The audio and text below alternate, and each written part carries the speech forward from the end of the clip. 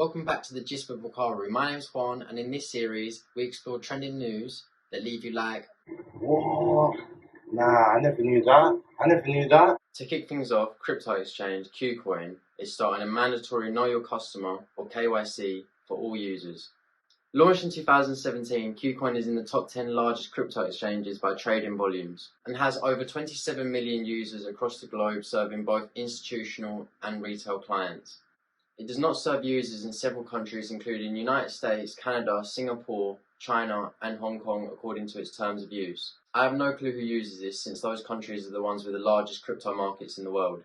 Yet last year, Kucoin was valued at $10 billion after it raised $150 million in a pre-Series B funding round. I want to know what the A was like. Moving on to Know Your Customer, a KYC check is the process of verifying a client's identity when opening an account and periodically over time. Starting July 15th, users must complete KYC checks to fully access Kucoin's products and services, or they'll face limitations. Kucoin have said that if KYC checks are not completed, users will only be able to access services such as spot sell orders, futures trading deleveraging, margin trading deleveraging, earn product redemptions, and ETF redemptions. That's hella services still. But they will not be able to make deposits to the exchange, however they can withdraw. Listen here fellas, if you're doing something dodgy, hit cash out now. With this new policy is expected to see a decline in users, however a KYC check is beneficial to combating malicious activity within the industry.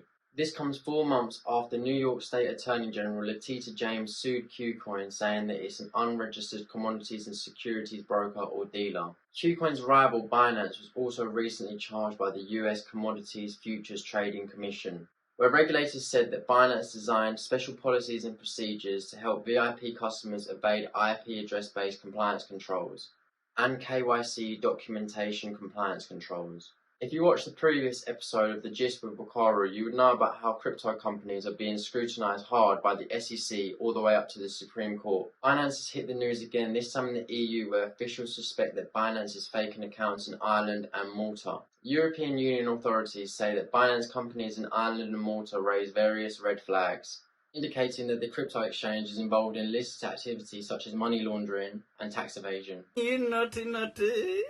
Investigators say that Binance could be faking its accounts and operations in several EU jurisdictions and commingling funds or revenue streams in different countries to avoid raising suspicion. You naughty. These concerns have been raised due to its operations in Ireland and Malta being difficult to track. Despite claiming to employ dozens of employees, revenue streams are unexplained or explained by consultancy services according to official records. And the companies don't have an active and operational space apart from their registered address, which is shared with other companies. I prefer my tax lodges in Dubai. In some cases, officials believe that Binance is inflating registered employee headcounts by filling up roles with contractual services to freelancers, whose job is mainly of a promotional nature, somewhat similar to my role, like making YouTube videos, posting on social media.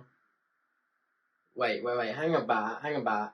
Binance doesn't have a license to act as a crypto exchange in Ireland or Malta. Binance Holdings Ireland seems to be used as a bucket, which includes several other companies as its subsidiaries, including another company in Ireland called Binance Services Holdings, which owns Binance's companies registered in Malta. Binance companies registered in Ireland seem to be fully owned by the chief of Binance, Changpeng Zhao. Is that for real? That's not a James Bond villain.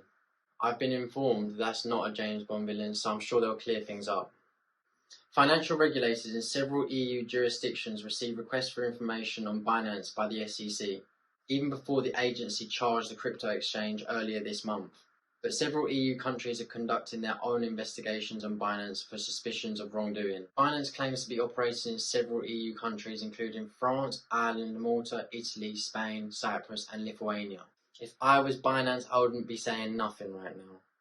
In 2018, Binance announced that it was to set up a European headquarters in Malta and set up 2 companies. They backtracked and settled in Paris, France for its EU HQ, where they received a license to act as a digital asset provider in the country.